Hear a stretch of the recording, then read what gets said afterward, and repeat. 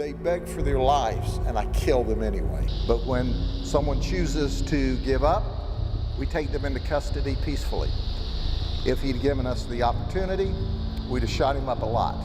But he didn't, because he was a coward. I will never be able to unsee that mother with that deceased infant in her arms as they both lay there dead. Just know we had a madman with a lot of guns that shot and killed innocent people. People were begging for their lives. Why did you shoot them? A man was mowing his lawn on a quiet road in North Lakeland, Florida. A girl, 11 years old, was somewhere nearby in the yard. A truck slowed down on Sockram Loop Road, then stopped. The man behind the wheel was looking for a girl named Amber. He said God had sent him to find her. Justice Gleason and the woman with him told the stranger the truth. There was no Amber. Nobody by that name had ever lived on that property or anywhere near it. They asked him to leave. They told him they were calling the police. He left before deputies arrived. At that moment, this was not a murder case. It was a suspicious person report, the kind that gets written up and forgotten by the end of the week. A stranger had come looking for a girl who did not exist, been told so plainly, and driven away angry. 9 hours later, he came back. This is the case of Bryan James Riley, a 33-year-old former United States Marine from Brandon, Florida. On September 4th and 5th, 2021, two homes on the same property on North Sockram Loop Road became the site of one of the most violent nights investigators in Polk County say they have ever worked. 4 people were killed. An 11-year-old girl was shot and left for dead. And according to Sheriff Grady Judd, the man who did it believed, without question, that he was a rescuer. Here is what has to be said clearly before anything else. Investigators found no sex trafficking operation at that address. There was no missing girl named Amber. There never had been. Everyone the sheriff's office spoke to confirmed it, and prosecutors have never suggested otherwise. Whatever happened that night did not happen because of something the family did. It happened because of something Riley believed. The people killed were Justice Gleason, Teresa Lanham, their 3-month-old son Jody, and Catherine Delgado, who lived in the smaller apartment at the back of the property.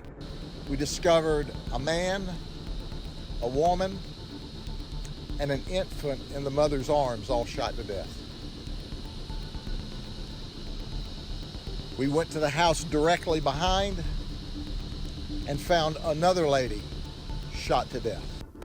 The family dog was shot as well. The 11-year-old girl who survived was Gleason and Lanham's daughter. Investigators would later confirm that Riley had no history with any of them, no debt, no relationship, no old grievance. The only contact he ever had with that family was the conversation in the yard the evening before, the one where he was told plainly that the girl he was looking for did not exist. Go back to the first encounter. Riley had spent that Saturday evening at a friend's house nearby, picking up a first aid kit for a trip he had planned to help with Hurricane Ida relief. He left that visit around 7:10 in the evening, an ordinary errand on an ordinary Saturday. Driving away, he passed the Gleason property and saw the man mowing and the girl in the yard. Something in that ordinary scene convinced him the girl was Amber, a name Judd would later describe as belonging to no real person at all, but who existed in Riley's mind as someone specific, someone suicidal, someone being trafficked, someone he had been sent to save. This is not near his home. He has no relationship that we're aware of to any of them, and we can't answer that at this time. He stopped the truck. He asked for her by name. He was told, calmly and directly, that she did not live there. Riley left. The family called law enforcement. By the time deputies arrived on Sockram Loop Road, his truck was gone. If the story had ended there, it would be a footnote in a patrol log. It did not end there. Riley drove back to his home in Brandon. His girlfriend of 4 years later described an argument that night, and a change in him she found hard to place. For about a week, she said, he had been telling people he could communicate directly with God. Said she had been dating him approximately 4 years. She said he had PTSD. I've seen him depressed. I've never seen him violent. She said, but a week ago today, meaning last Sunday, he did security at a church in Orlando. And he came home and he said, you know, God spoke to him, and now he can talk directly to God. Riley was a combat veteran, a former marksman who had served in Iraq and Afghanistan and held more than a dozen certifications in executive protection and security work. That background will matter later in this story, but only for what it explains, not for what it excuses. It explains the vocabulary. It explains the planning. It does not explain the decision. Around 1:30 in the morning, a camera recorded Riley leaving his house carrying a large shoulder bag. He got into a black Ford F-150 and drove back towards Sockram Loop Road. This is where the belief that had been abstract the night before started attaching itself to real people. In Riley's mind, according to what he later told investigators, Amber was real. The family who had turned him away had become, in that same delusion, the people hiding her. Their denial had not disproven anything to him. It had confirmed it. What happened next comes largely from Riley's own account to detectives, laid out publicly weeks later at a press conference that ran more than half an hour. Judd told reporters that Riley described conducting reconnaissance outside the property in the dark. He positioned his truck for a fast escape. He worked out that there were 3 ways into the house. He slashed the tires on. 2 vehicles parked outside.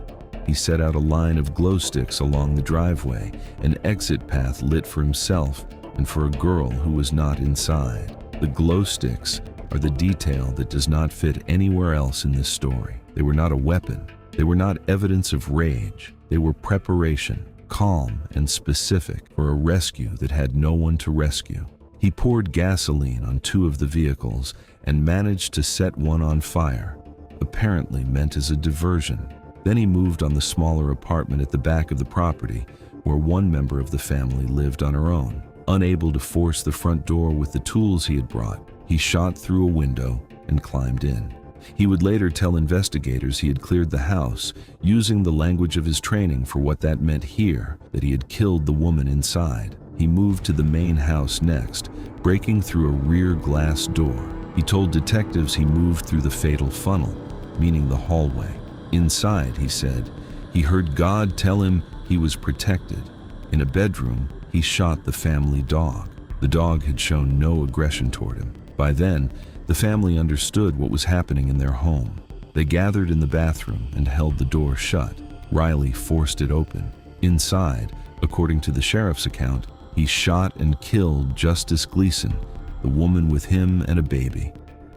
So heartless, so calculated, that they will shoot a mother clinging to her 3-month-old baby and kill the baby and shoot the family dog. Then he found the 11-year-old girl wedged between the cabinet and the toilet. He did not kill her there.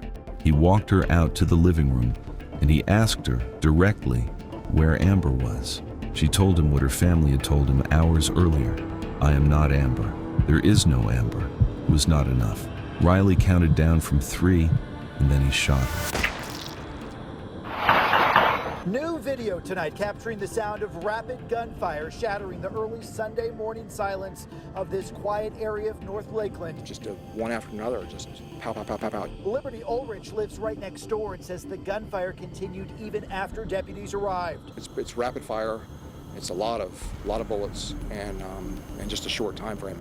According to Judd, Riley described what followed as an interrogation, not an attack, a way of trying to locate a girl he still believed existed. The child was shot more than once. She would later tell doctors and investigators that she had 7 wounds. Somewhere in that room, she made the decision that kept her alive. She stopped moving and let him believe she was dead. Around 4:20 that morning, a sheriff's lieutenant 2 miles away heard automatic gunfire and drove toward it. When deputies reached the property, they found Riley in body armor, and gunfire broke out between them.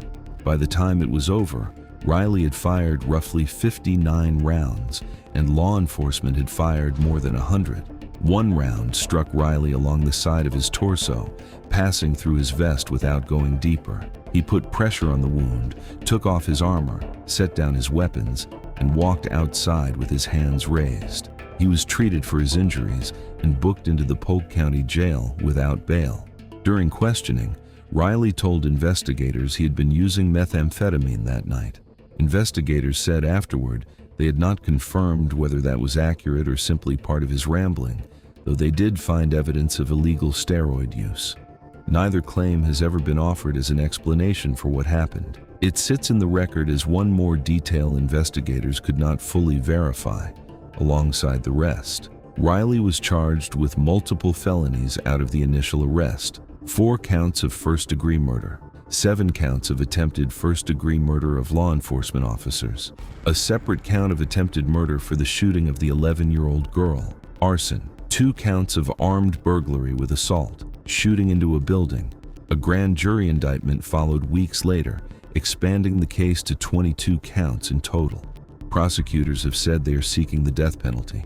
Riley's defense has indicated it plans to pursue an insanity argument, and pretrial hearings since then have dealt with exactly that question, along with disputes over his military medical records and whether the surviving girl's statements to detectives could be used at trial.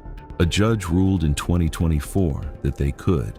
As of the most recent public reporting on the case, the matter had not gone to a final verdict, and the legal outcome remains unresolved. Anything short of a conviction has to be described the way the record currently allows, as charged, as alleged, as what prosecutors say happened. There's a version of this story that plays only for outrage. At his press conference, Sheriff Judd did not hide his own anger, calling Riley evil, calling him a coward for surrendering once he was wounded himself. But when someone chooses to give up, we take them into custody peacefully. If he'd given us the opportunity, we'd have shot him up a lot. But he didn't, because he was a coward. Those are his words, spoken as the head of an investigation into the murder of a baby, 2 parents and a woman, and the shooting of a child. The colder question underneath the anger is the one that actually explains what happened. Not whether Riley was a monster, but how a belief that started as one man's private conviction became, within 9 hours, the reason 4 people are dead. He believed God himself instructed him to do this. That question does not have an answer in the case file, and it may never have one. The docket can tell you what Riley did. It cannot tell you the moment a name he invented became more real to him than the people standing in front of him. What we know: 4 people and a family dog were killed on a residential street in Lakeland, Florida, over the course of one night. An 11-year-old girl survived a shooting that was, by her own account, meant to kill her. Riley had no prior connection to any of them. What was reported? Sheriff Grady Judd said Riley believed God had sent him to rescue a girl named Amber from sex trafficking. The family told him twice, hours apart, that no such girl existed. The surviving child told him the same thing directly, in the moment he was demanding an answer from her. What remains unresolved, not whether trafficking was involved. Investigators closed that question fast and completely. It was not. The harder question is the one no docket entry can settle, which is how a name with no person attached to it became, for one night, more urgent to Riley than the 4 people standing between him and it. Investigators are certain of a few things. There was no trafficking. There was no missing child. There was no Amber, not on Sockram Loop Road, not anywhere connected to that family. What is not certain, and what the legal system was never built to answer, is how a man convinced himself otherwise so completely that he planned an exit route for a girl who did not exist while walking past the real people he was about to kill. The family told him there was no Amber. By the time he came back with glow sticks lighting his path to the door, Amber may have been the only person in that house he believed was real.